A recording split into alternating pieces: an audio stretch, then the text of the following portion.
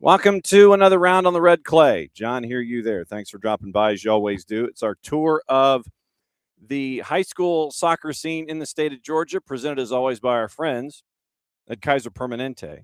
And today's a little different. And this go round, it was kind of something that came through an idea from a previous conversation. And it started with our friend Cody Case, who's the head coach down at Valdosta on the boys' side. We've had Coach Case and Coach Davis on our show before on the live side, on the morning show, to explain what the growth of the program is and their level of investment and trying to continue to advance what's going on at Valdosta when it comes to Valdosta High, when it comes to the boys and the girls teams there when it comes to soccer. And so Cody reached out and reminded us that the Winnersville Classic was going to be what ends up as yesterday, the 24th of February. And it kind of sprang from that idea.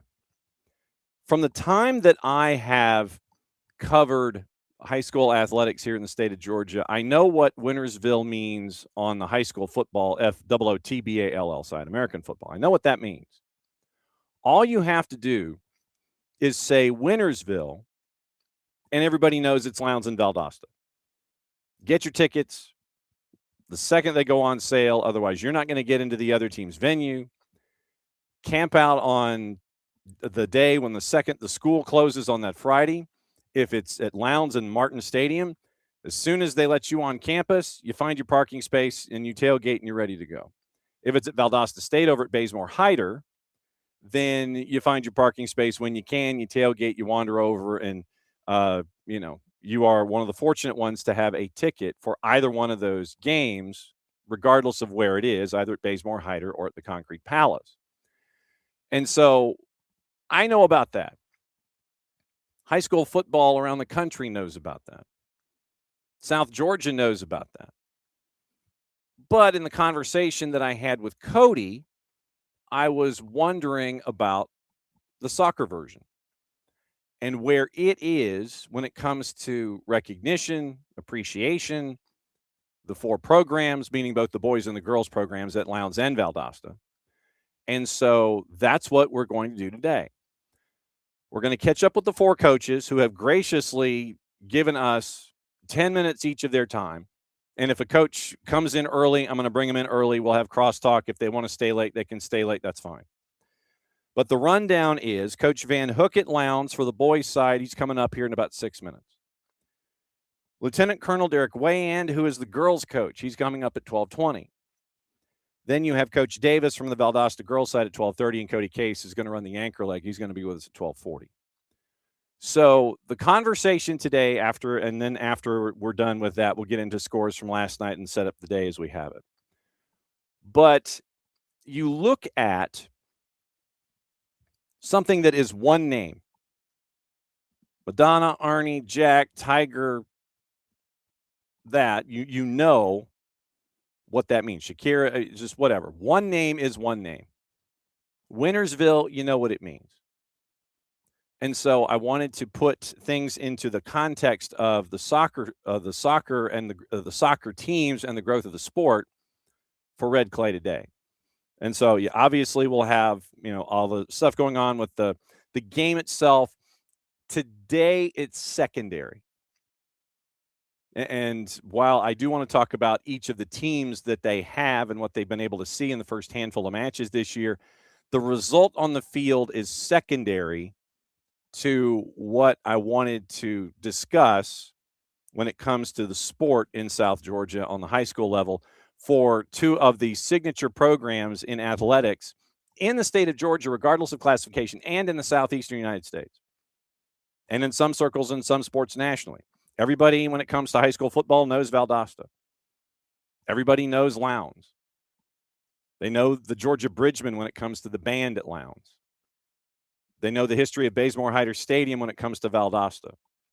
They know what baseball means to both of these programs. They know what basketball means to both of these programs.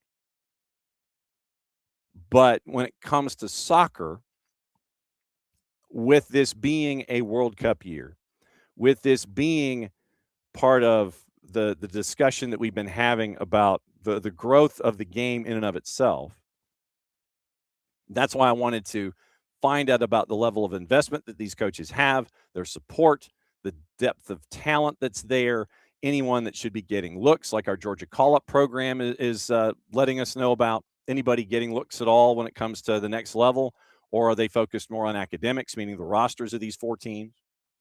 So I wanted to kind of make this a just kind of peeling back the curtain a little bit on a rivalry that everyone knows about, but not necessarily in this sport, if that makes any sense. Because we've had coaches from Thomas County Central on. We've had coaches from Richmond Hill on. Richmond and Region 1-6A, by the way, they are already in region play. And so you had Camden and Richmond Hill playing last night, as a matter of fact. What Richmond Hill has been able to do in growing their program. Where are the Winnersville programs in that discussion, and how is it progressing? So you could call it a couple of different things. It's peeling back the curtain on these 4 programs, peeling back the curtain on these 2 schools, peeling back the curtain on the soccer community in Lowndes County and in Valdosta and in South Georgia, really, because it probably bleeds over into Brooks County. We know it bleeds into Tift County with Tift High and Colquitt over, 40 minutes away in Moultrie. So with the growth of the game, I wanted to see where these 2 programs are on both the boys and the girls side. So that's where we are today with Red Clay on Wednesday. And like I said, I will send a note to each of the 2 schools' athletic directors if either of any of these 4 coaches get into any kind of trouble about skipping lunch, having somebody cover for lunchroom duty, those kinds of things, if they're in class, that kind of stuff. So I initially, when I sent out the email to the 4 coaches, I never want a coach to get in any kind of trouble for being on the show here at noon, or if they're available for the morning show and we talk about things come playoff time. So I want to make sure that I can have the time available that doesn't get them into any kind of trouble, basically. And so that's why and Cody Case has kind of turned into an associate producer for this show. He's like, okay, Coach Van Hook is here, Coach Wayand is here, and Coach Davis is here, and I'll do the last one. So Cody gets an AP credit in this particular program when it comes to where everyone slots in. And Lieutenant Colonel Wayand, I think, is just going to be joining us in audio because we believe in safe guesting. And I think that he's going to be in between things. And so he's going to hang out with us for about 10 minutes. Each coach has been given like a 10-minute window. If they want to stay late, they can stay late. If they want to come in early, they can come in early. That's perfectly fine.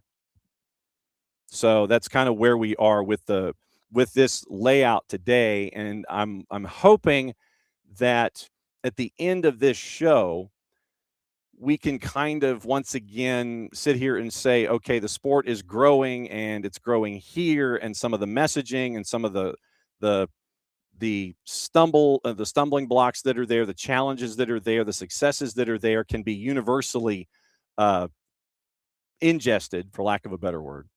And you can sit there and can compare notes with with your favorite program and go, okay, so if a program like this in the largest classification in the state of Georgia, and we're talking 2 of them, are by themselves in South Georgia in this classification, what are the challenges? How do they tackle them? What does this rivalry mean? All these kinds of things. How are you growing the program? All of those elements. And so regardless of how large or small your favorite program is, I'm hoping that some of the answers that we get here today will be similar to possible things that you might be confronted with or challenged with in your favorite high school programs. But I just wanted to do that through the microcosm of these four teams and this particular matchup. And like I said, the results yesterday are secondary. And just for the record, Lowndes swept yesterday. It was 5-1 for the boys and 11-1 for the girls. So, yes, you have Lowndes winning a region game on the boys and the girls side for the Winnersville Classic.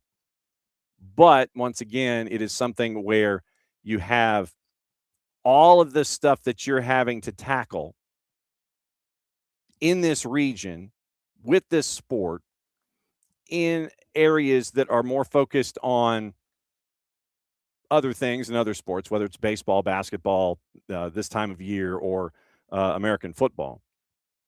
How do you coexist, I guess, is probably one of the questions that is there. And we see this with a lot of football powers. And by the way, these two teams will meet up again on March 24th. And it will be the second, toward the end of the second wave of region play in and of itself that you're staring at. So you've got matchups for Lowndes, just to give you an idea. They're going to take about a week. And so that would be, I think, Tuesday is Tift County.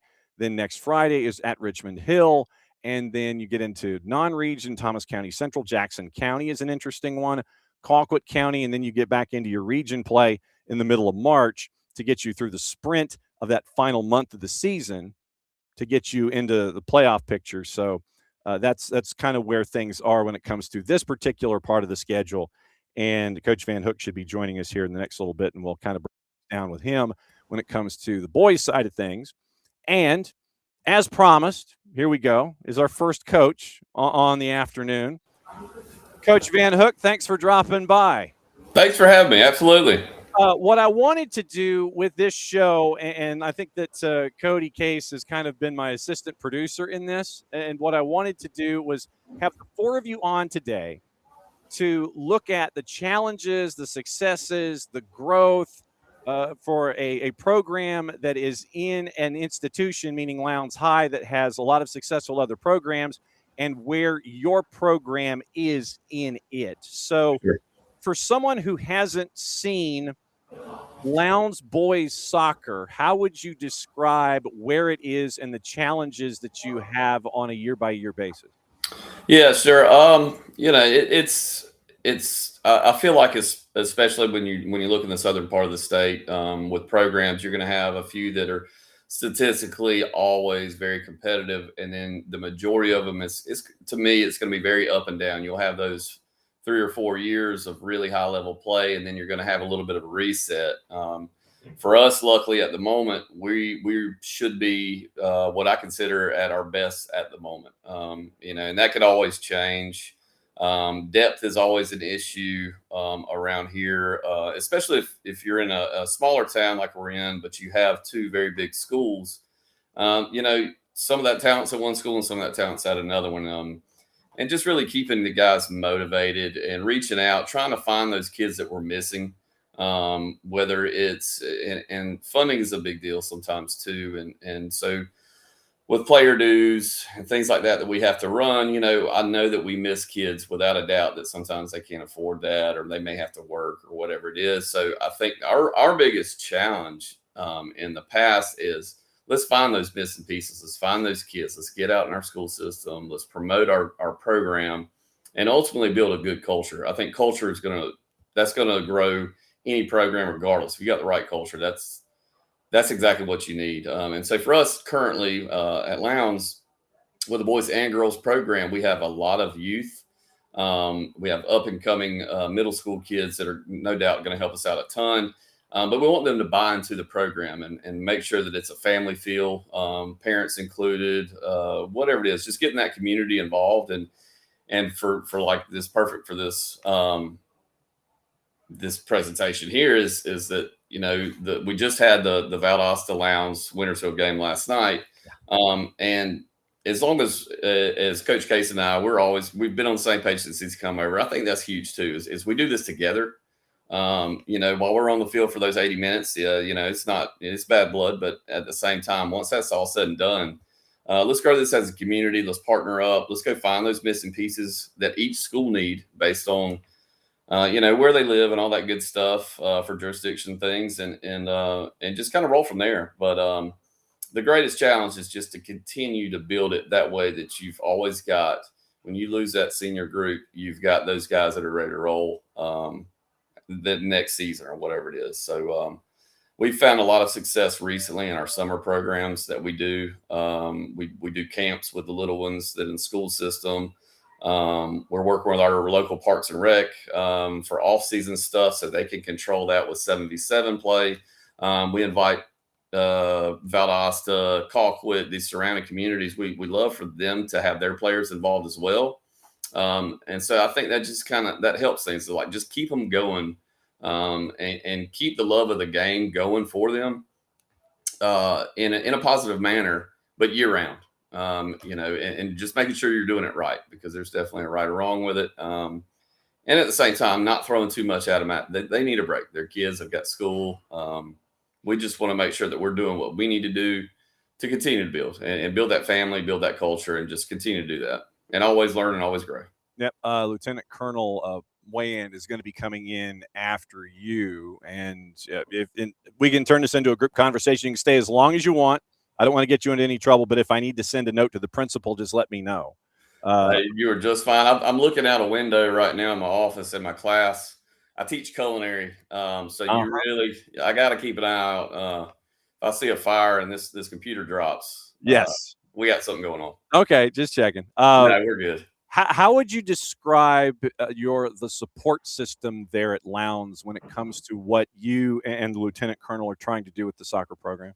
It's great. I mean, I think it's kind of like ears wide open kind of thing when we have ideas, and Coach Wayan, he has way more ideas than I do. His experience in the military, he's very structured, and he sees the big picture. And so he does such a great job of planning for that big picture, and he is not afraid to throw those ideas out there, not just to me, because I'll accept them 100%. Whatever he's going with, I'm on board. But for the school system, for the board, he's not afraid to reach out there and say, hey, we need this or we need that. And honestly, I can't complain too much about the school system giving us as much as we need, on different levels, regardless of what it is. We've got one of the best maintenance crews that there is. And if there's any issues on the field or lighting, whatever it is, they handle that really quick. So any hiccups that we have, they're handled very quick. And, and applause to our athletic director too. And just having that support too. Soccer's, we know we're in South Georgia and in the state of Georgia, football reigns supreme, but American football. But at the same time, having that support from our other athletes, having support from our athletic department, having support from our educators, our teachers in the community, man, that's huge. It makes the kids feel wanted, welcome, and we've got 100% backing on that, and I absolutely love it. You get the Bridgman to come over and play at halftime? I'm trying to work that out with the drummers. I am, and it's, I don't know, if you come to our venue, one of the best things about our venue is one of the best things we play on grass. That's great. No turf yet. But to me, the best thing is the atmosphere. Those kids, those fans are literally, they're separated from the field by just a fence, a small fence. And so with our student section, I've been toying with the idea, let's get some drums in there and let's get some chants going, like you're going to see in Europe. And haven't quite gotten there yet because I'm a little bit afraid of what we might create. But I don't know. We'll give it a shot. We're going to give it a shot. When it comes to support from the community outside of the school system, meaning teachers, principal, AD, superintendent, those kinds of things, what about support from the community on the whole? How would you characterize that? Yeah, it's great. It's been building too. And I think success breeds success. And so there's been plenty of down years, and the fan support wasn't that great. But at the same time, there's that was kind of those ups and downs that I was talking about earlier. To me, it's kind of the same with the fan base. But luckily, I would say within the past 2 or 3 years, we've built that culture now where people want to come watch. They expect a good game. I hope they expect wins I hope that's where we're at now, but they expect good games. They have a great time. And again, I think that environment definitely helps too. It just takes, you showing up to one really good game, and then I feel like you're hooked. I think that's kind of a misconception in the United States. Like, I don't know anything about soccer. And it's like, well, just give it a shot and take a look. Watch it on TV is one thing, but actually being there and learning the game and seeing it, especially if it's your classmates or your sons or your daughters or whatever it is, when you see them in action, it gives you a better perspective, probably a better appreciation too. What is your background with the sport? How big a fan are you? What's your lineage when it comes to the sport itself? Yeah, so I began playing when I was 3, and so and I say playing like when you're 3, you're just running around in a circle chasing a ball. But and that was in the mid '80s, and soccer was, you didn't see it on TV. It was just this thing. Let's get your kid out there and let them run around and stay busy. So I introduced my parents to that, and I have no idea how it caught my mind. I had no clue at that age, but I always loved a soccer ball, and started playing. And I played and played. We did club ball. I'm originally from Thomasville, so I went to Thomas County, and back in the '90s and early 2000s.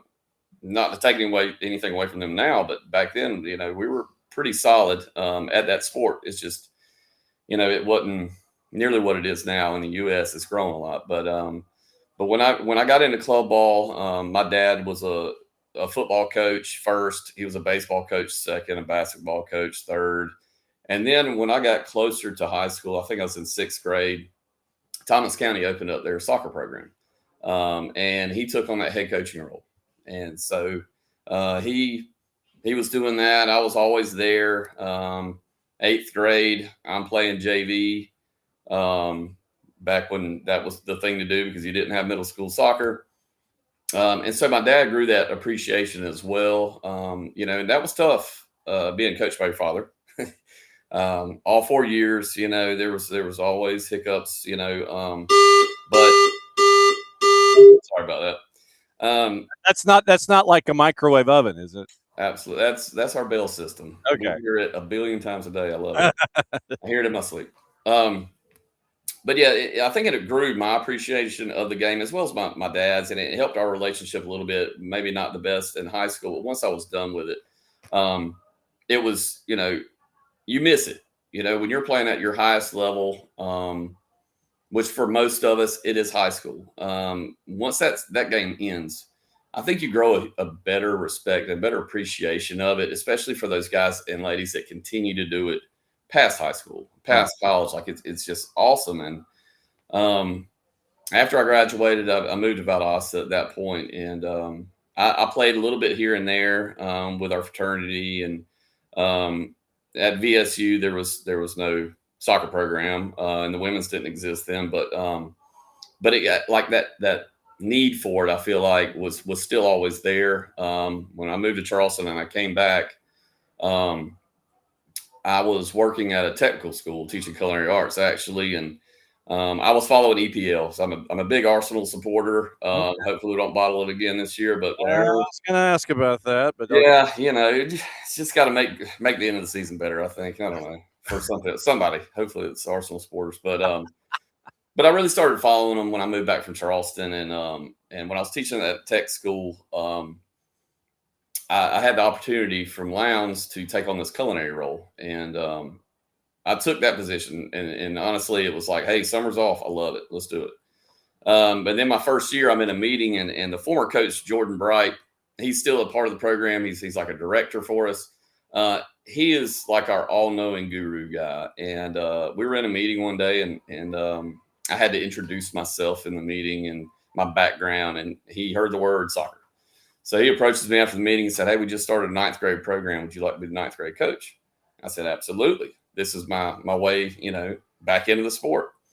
And so I've been with it since. And, I don't miss it. My son is a senior this year as well, and he plays. And so that's obviously a huge part of it as well. But like I mentioned earlier, it's just the relationship that you build with these kids, and they know you. If you're doing things the right way, that's that success breeds success. That's that culture. That's that up and comers. They're coming. They're ready to play. And I think that's all kind of transpired over time. And as of now, like I'm in love with it. My wife may say otherwise as far as how she feels about my time that I spend here, but yeah, it's part of life. What I've done is my interest kicked back in probably a dozen years ago with the title race with City and United, and it went to the Yeah. last day, and then I would watch that year when it was reintroduced back to American television, and the way that I got the boss to understand what I was watching is I break it down into Southeastern Conference college football definitions. Yep. And so, that last day of the season, I was explaining to her, because you're watching, Manchester City playing QPR, and I broke it down as, okay, Alabama is playing Vanderbilt in Tuscaloosa, and Vanderbilt is winning. And so that's how I always will break down these matchups for her. And so she'll understand and get a context of what she's looking at. And now she is wearing all the Atlanta United gear. And the second it comes in the house, she's like, oh, I like that. And I know what that means. So, Yeah. I mean, she'll sport the Atlanta United stuff. She'll wear the stuff for the twos. And so she understands it from that SEC entry point. And so that gives her an appreciation and context of what she's watching happen in front of her. Yeah. And so that's how it is in this house. What do you need? Well, I mean, always just I think more education of the sport, just more things like this. Get the word out there. Let the state know that that this game is outside of Atlanta as well, in the rest of the state, and there's really good athletes. There's really good competitors. Any college coaches looking, come down and look. There's plenty of schools down here that have the athletes. It's just we need the attention, and we just need the support. That's the biggest thing. Other than that, we have the kids. We have the culture. We've got some club programs around with the United TAS out of Thomasville's growing. And then right here being on the Florida border, we have Jacksonville and Tallahassee as well. So that has helped us a lot. That youth development has really helped us a lot. What I would like to see in Valdosta is the opportunity, because of our numbers, the opportunity for a club to be based out of Valdosta. That would be huge for us and Valdosta High School. And our numbers are crazy. I think we had, just on boys this season, we had 95 come try out. And that was a record for us. That's a ton. So we're doing something right. But the growth can always keep on coming. And that's part of our job, is to continue that. The community does a really good job. But I would just like to see, maybe that club system pick up, and then we see more competitive play against the best of the best within the state. And then just that exposure, just something like this is perfect. And along those lines, what we have started doing this year is we call the Georgia Call Up. And when the other version of me is in American high school football season over at Georgia Public, we do the Make That Kid an Offer. And so we've started doing that here at SDH, and we call it the Georgia Call Up. Are there any student athletes on your roster that, for whatever reason, aren't getting the looks to go to the next level that you think they should be getting, or not getting any looks at all, that you should be sitting there and saying, no, you need to look at this student athlete? Does anybody qualify in your senior class that would be part of that particular category? Oh yeah, without a doubt. I'm just off the top of my mind, I know we've got we have 7 seniors. Out of that 7, I know for a fact that 4 of those guys could compete, no doubt about it. It's just against that exposure. And behind them is, to me, we're loaded. We have a strong 10th grade group. And 2 or 3 guys in our junior class as well. As if they continue the pace that they're at, I don't see why there should be no reason why they're not being looked at. And luckily, our opening game this year, Thomas University out of Thomasville came over and he wanted the rosters. He was looking at seniors. And I love that. That's the start. I haven't had that. Like, I took over the program on the boys' side 3 years ago. And since then, that was our first, look from a college that I'm aware of. And like I said, there's to me, there is definitely that opportunity for some of these guys. If that opportunity arises, I would absolutely love it. Like, it would be huge because I know that they could do good things, great things. Okay, who are they? So right now, I haven't entered stats in from last night, but Zachary Scott, he's one of our captains here. He's a 4-year varsity. He's your all around guy. We'll play him at left wing. We'll play him up top at striker. We'll play him sometimes at center back or even an outside back. Heck, sometimes if we need a keeper in practice, he could be one of the better keepers. I mean, he's just one of those athletes. And you got to love the leadership that he has, and he's come a long way. From that 9th grade immaturity level to being very direct player. You're now seeing, movement off the ball and those curling runs that we want to see. He understands how we want him to play on that winning role. We want him to get into the box because of his speed and physicality, number one. We've got look, my son, and I don't want to. Yeah, that's not one I want to really go right. at. If I feel like if he had the drive to want to do it in college, I think no doubt about it, he definitely could. He's our center mid. So, but I think with him, it's, hopefully I haven't pushed him too much, but he's a solid player as well. And then we got a transfer in a couple of years ago from a local private school here. His name is Wyatt Root. He's our center back, and he was all region last year as a first-year player for Lowndes. Mm-hmm. So he's gone from this very small private school where he wanted to move up in competition, and that's why he chose to come to Lowndes. He played club ball with a lot of our kids currently that we have on our varsity roster. And he was never really one to be in club where it was like, wow, he's really standing out. But then once he got here to Lowndes and he stepped on that field that first time, his leadership was unbelievable. He doesn't make that many mistakes, if any. He's level-headed, just a great person. And I tell people all the time, he's a better person than a better player. Like, he's going to be so successful at anything he does. I mean, true leader. And he's our other captain.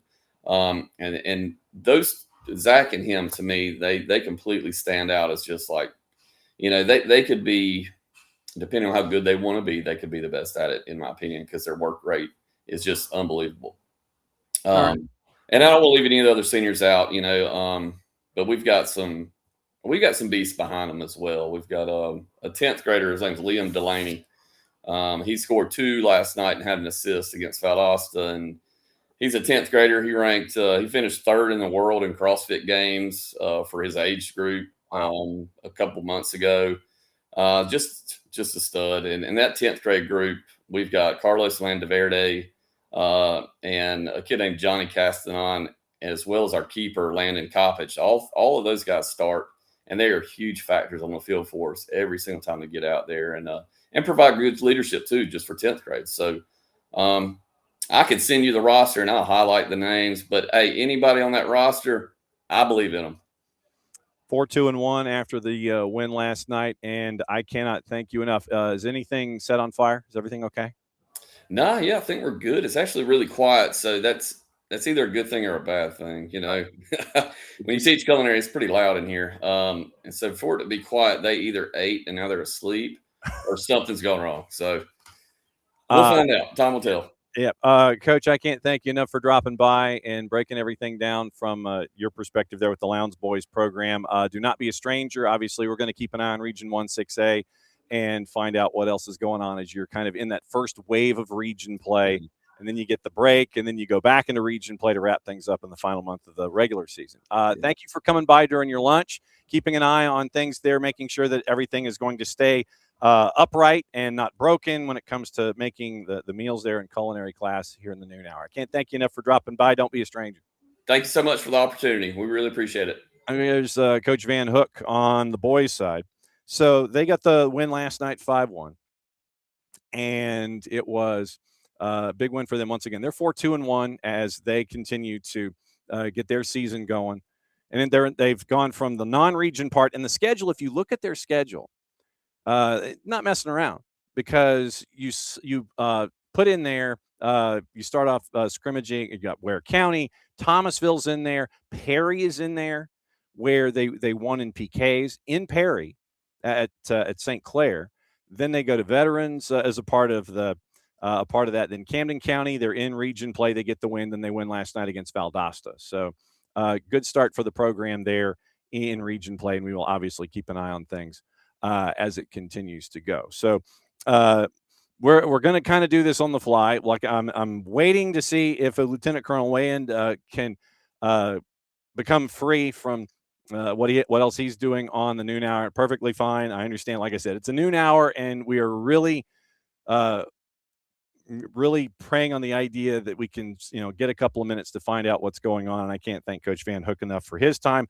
Coach Davis and Coach Case coming up here from the Valdosta side of things coming up here in just a little bit. But that's why I wanted to do this show today, was to find out about the backgrounds, what Coach Van Hook was able to tell you about community and bringing in all the elements and trying to grow a program and getting folks to see what's going on when it comes to any and all of the ideas. And so now we're going to go to the flip side and go to the Valdosta boys coach and find out what else is going on and what else is going on there as well. Cody, my friend, thank you for being the associate producer for this show. I really appreciate it, man.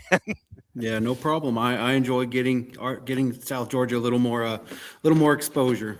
Yeah, well, and I mean, that was what I was explaining to everybody when, I came up with the idea of this program today specifically, and just have it be themed based instead of traditionally it's like checking in with coach here, coach here, coach here.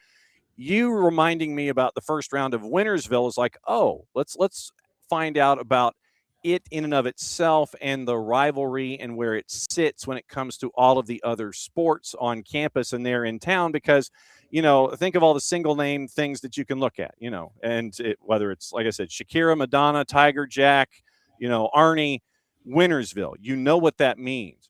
So where is Winnersville in your mind when it comes to the soccer side of things?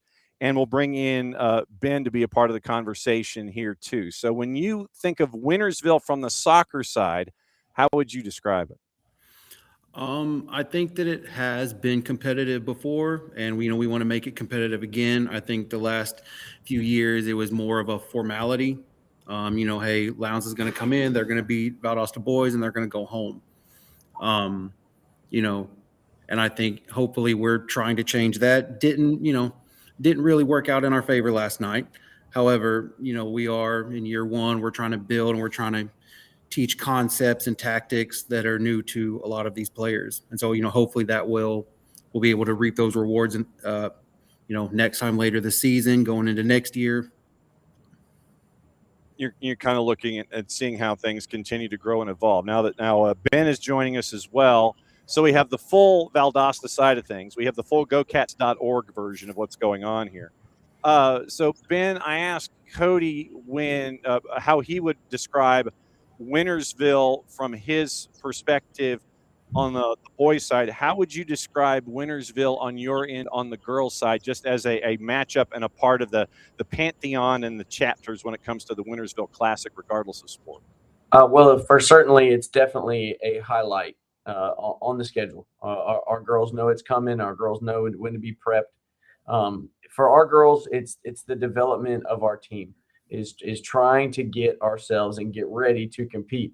And for the better part of 20 minutes yesterday, we had a lead and played great against them. The girls were ready to come out of their skins out of the locker room and just ready to sell all out and played great for 20 minutes, having a lead for the first time in 4 years, scoring a goal for the first time in 4 years.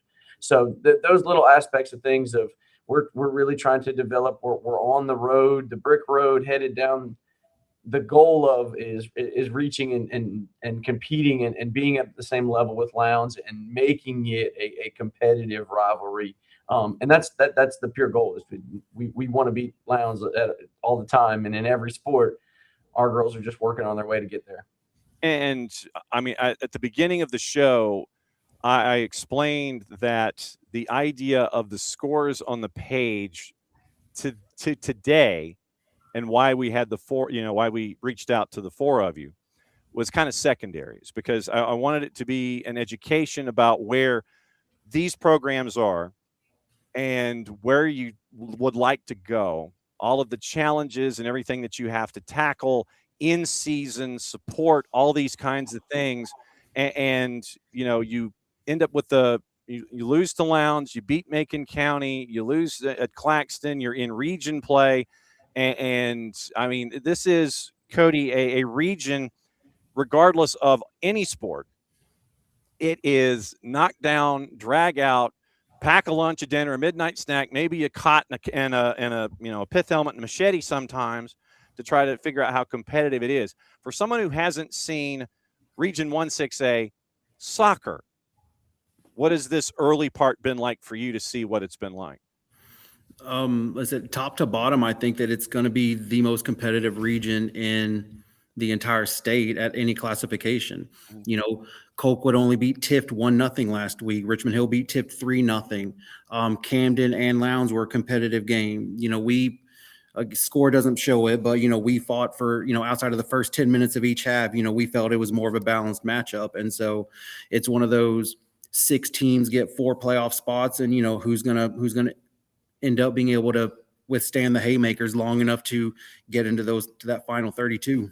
Yeah, and is it the same from your perspective, Ben, when it comes to breaking down 1-6A on the girls' side? Very much so.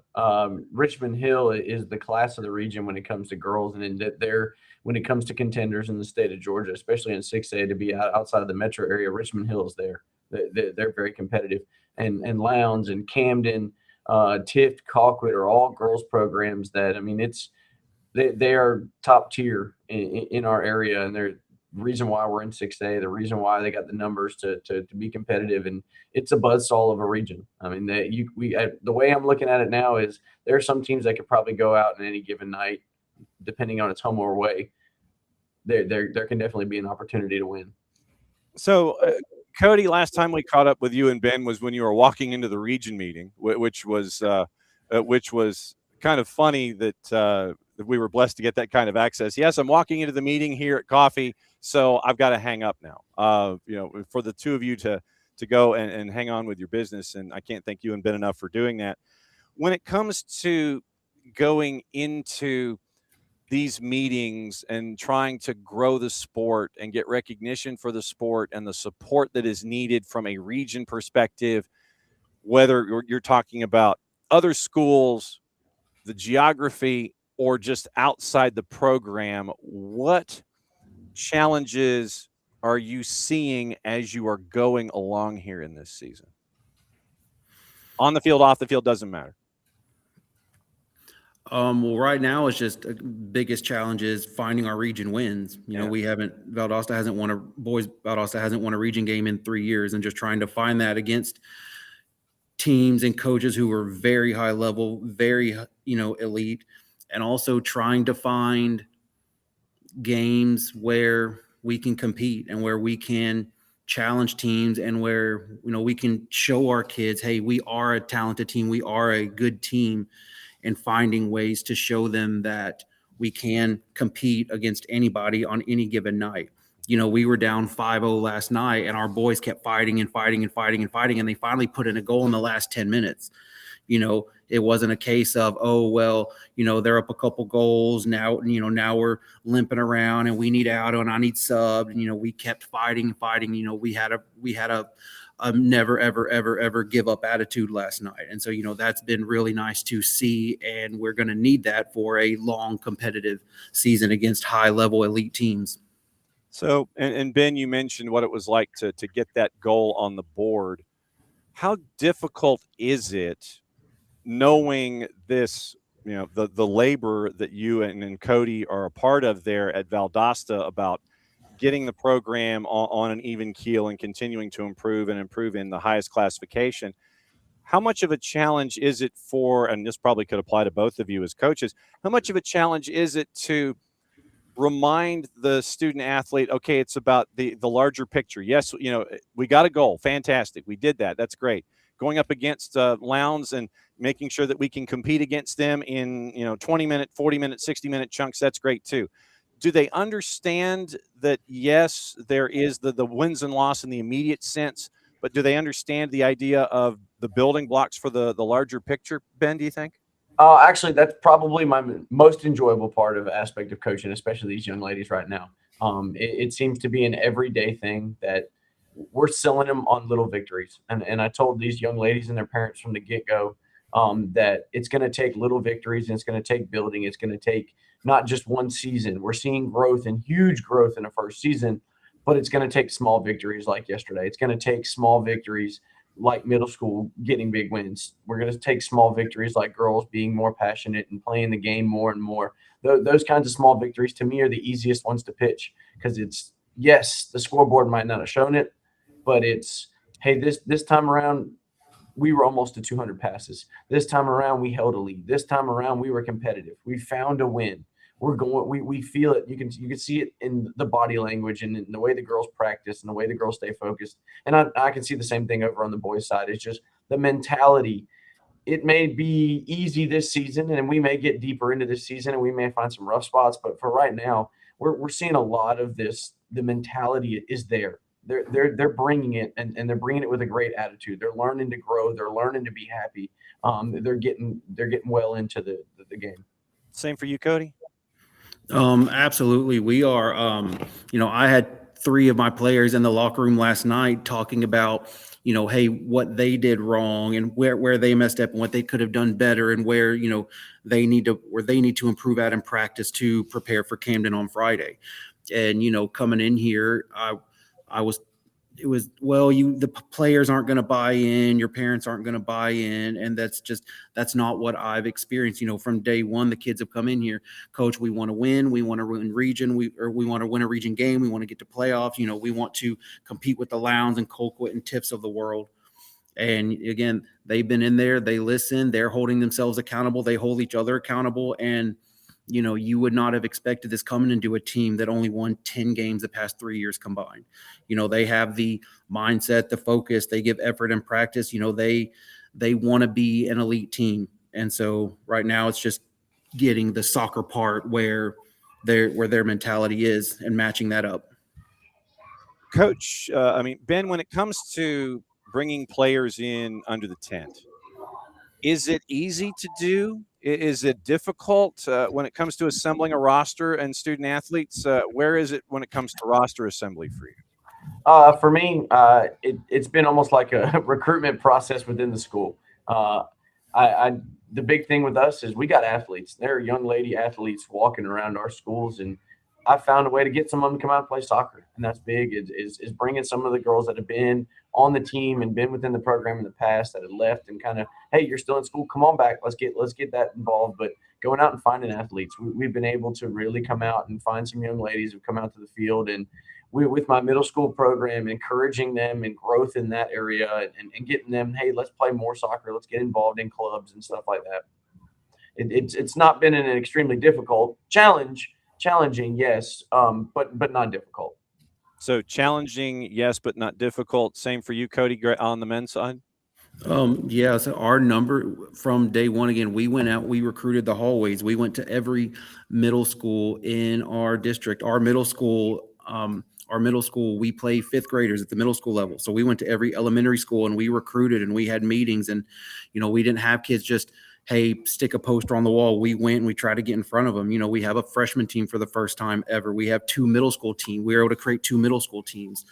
And, we're showing that, that soccer's there, the talent's there, and that the results are coming. We were 3-0 for only the second time in program history. Between JV and varsity, they only won 6 games last year. We're 8-2 right now between varsity, JV, and freshmen. Our middle school teams, they both are winning more games. Our A team is winning more games than they did last year. Our B team won their first ever game last week. And so, the players are here, the athletes are here. It's just getting them in and, finding games for them. You get better at soccer by playing soccer, in my opinion. Ben Davis, Cody Case, the coaches for the girls and boys teams at Valdosta, hanging out with us here in the red clay. So you've got a roadie coming up, and let's see. So today is Wednesday. It's on Friday, and you're going from Valdosta to basically the Bahamas. The only thing separating you is that water that's there. When it comes to these road trips, the long roads that you're going from, whether it's to Richmond Hill, which is basically like Savannah from Valdosta, or you're going to Kingsland, which is basically Jacksonville from Valdosta. Ben, let me ask you first, when it comes to a growing program, and you have one of these roadies that really can grind on players and coaches, and it's a different kind of learning experience. How is your approach, or I guess what is your approach in this, so they don't step off the bus and it just turns into one of these where our legs are mush and it could kind of get out of hand pretty quickly? How are you handling the idea of a long road trip to keep it entertaining, keep them healthy, and make sure that they're as well as they can be when they step off the bus there and go over to Gilman? First things first is feeding them. When we get on the bus, we're handing them a peanut butter and jelly or a sandwich and a fruit and a snack when we get on the bus. So one, we're putting food. I'm kind of a laid back guy when it comes to road trips. Yes, there's camaraderie. They're going to hang out. They're going to talk. And I've been very impressed with our young ladies when we're getting on the road. We've already gone to Claxton. That was a nice haul. And Macon County was the same way. So kind of prepping ourselves for these trips. But there's camaraderie. I heard laughing. I heard fun. And then I watched girls in that were watching movies, but they were talking and they were having fun. And that kind of aspect of, yeah, we're hopping on a bus and we're taking a long road trip, but making it an enjoyable time, making it something that they're getting together, they're socializing, and we're spending time together in a positive manner. So, Cody, are you leaving tomorrow after school to start heading to Kingsland? Is that how this is working for this one? Not yet. It feels that way. We have that, and we have Richmond Hill coming up, and so. Oh man, yeah. So, do you both drive the Yellowhounds on these, or do you have somebody else to help you out? Oh, Ben drives the Yellowhound. Okay. And I do not. I have not gotten my CDL. Wow. So I mean, it's that adds to the challenges in all of this stuff. And then when it comes to, so Cody, when it comes to study hall and getting ready for opponents, does the team understand, okay, this is a part of it? How do you approach it? Are you standard in your approach for study hall, or is it pretty typical where we're going to go look at tape? We're going to trust that the kids are going to look at tape. How do you do this within the growing program? Luckily for us, the coach before me last year, Coach McCall, he was very, very studious about film, and they sat and they watched the previous games. Something that I've tried to do, and it's just my, I guess, habit, is I coach varsity football for 10 years. And, I want to go out and I want to search and I want to find for those opponents' films. Like, I want to show our kids the team that we're playing beforehand. Hey, here's what they do. Here's how they line up. Here's their players. Here's what they want to do. Like, here's where we can have success against these teams. And so that's been the new thing that I've brought here, is that, hey, we're going to sit down and we're going to study. We're going to watch our opponents' films beforehand. And so we're not just going out there and playing, based on rumor or what the kids know about these other teams. Like, hey, here's right in front of them. Here's how they line up. Here's what they like to do. And so we've been so the film aspect hasn't been new. We're just doing a little more than they're used to. Same for you, Ben. How do you approach things with a growing program? Our young ladies aren't quite used to watching film yet, so we're learning how to break ourselves down and show a lot of try to get our own film and break it down and talk about it. I do a lot of film study. I'll watch and break down and watch opposing teams, and then I kind of use it as hey, at practice we're going to go over a scouting report, and we're going to address it in that manner of, hey, this is what we're going to expect formation-wise. This is where their top players are. This is the direction I see them attacking, kind of deal. And then set piece, what is a set piece for them going to look like? That kind of stuff. I usually hand deliver those kind of information to them. That way that there's just a little bit more focus to them in that direction. But I'd rather see mine as they learn to play a position and break down our own play. Okay, last question for you both, and thank you for hanging out as long as you have. If you need a note to give to the principal or the AD, let me know. Cody, what do you need?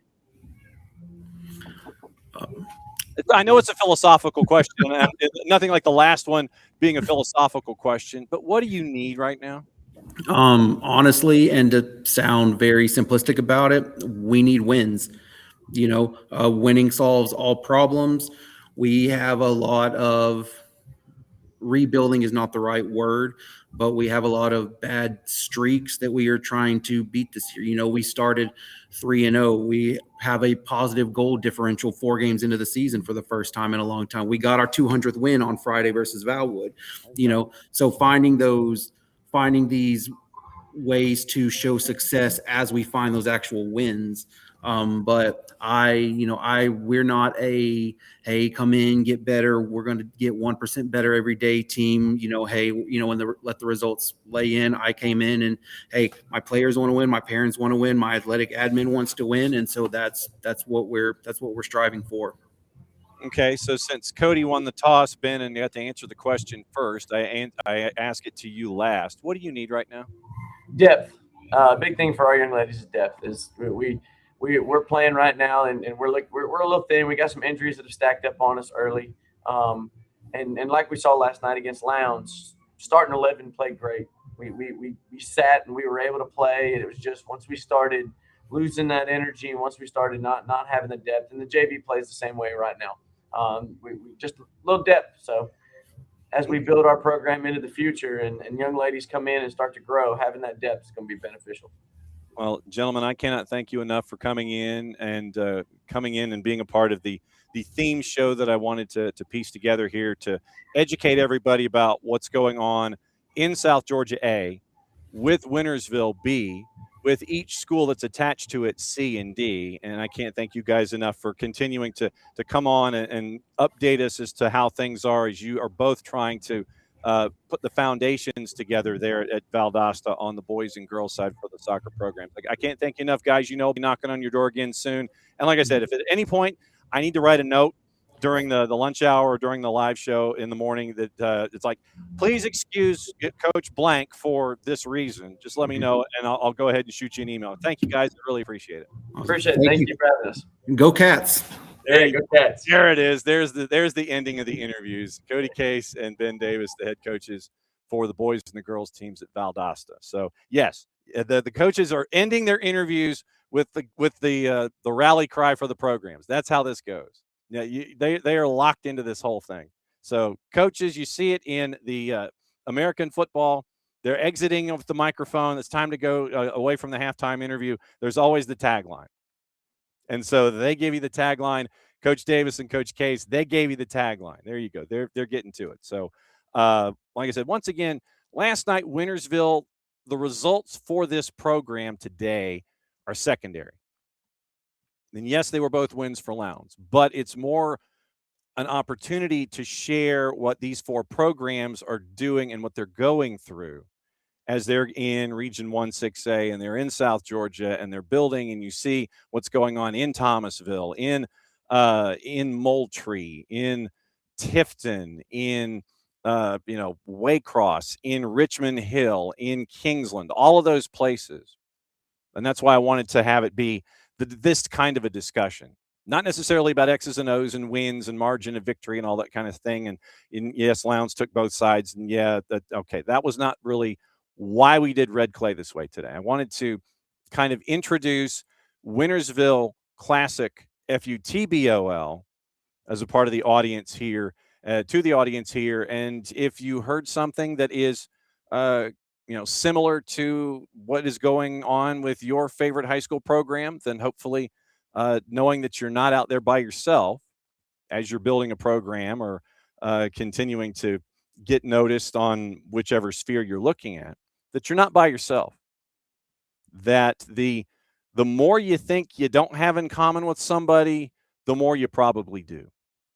And that's kind of why I wanted to have the program be what it is today. So let's get you into the schedule for today, kind of light on both sides, just to kind of give you an idea as to how it's looking. So girls soccer today, 24 matches. You've got a lot of the GICAA that they're going to have their kickoffs in the afternoon. Girls side, Frederica Academy is going to play Hilton Head Prep. Armurchie and Ridgeland is at 5. South Effingham County. That's a big rivalry. That's at 5 o'clock. Dade County and Tryon. Nice matchup. Northwest Georgia is at 5. Dodge County and Central Macon's at 5:30. Tucker and Stone Mountains at 5:30. Same with Cartersville and Model. And then you have Northeast and McDonough, Adairsville and Bowden, East Paulding and Sequoia at 6, along with Cass and Woodstock. Woodward Academy's taking on Mount Pisgah, Chapel Hill and Hiram, and Walnut Grove and Loganville, with Shaw and Carrollton and Locust Grove and Whitewater. Those are your girls' matchups for today. And checking on the boys' side, just in the interest of making sure that we give you their schedule for today. Once again, it is flipped schedules, 14 matches, once again kicking off at 4:30, and it is pretty much the same teams that we've talked about. Our Murchie and Ridgeland is at 7 o'clock. Most of the boys' games are later. So the girls' matchups that we talked about, Denmark and Brookwood is an additional one. That's at 8 o'clock. Denmark and Brookwood, 3-1 Denmark, 2-1 Brookwood with Coach Mosen. And that one is tonight at 8 o'clock. And so that's another go-round of the Red Clay here on a Wednesday. Thanks to all the coaches at Lowndes and Valdosta, Coach Van Hook, Lieutenant Colonel Wayan, Coach Davis, and Coach Case for breaking everything down when it comes to Winnersville and these two programs within the scope of A, Region 1-6A, B, South Georgia, and here in Georgia when it comes to high school soccer. Next week, we're going to try and track down some more coaches around the state, find out how things are with them. Friday night, West Forsyth and Lambert. Maddie and I are going to be there, and I think it's 6 and 8, and that'll be on the network here. Tomorrow morning at 9:05, it is Max Anderson from Chicago Fire. It is Nino and Nico, and it is a great rundown there as well for all of that. So once again, thanks for dropping by here on another go-round of Red Clay Soccer Report. I'm John. Play it safe. Mucho platiel. Since it is the end of the show, that means we get to do this, and we'll catch up with you at 9 to 5 tomorrow morning.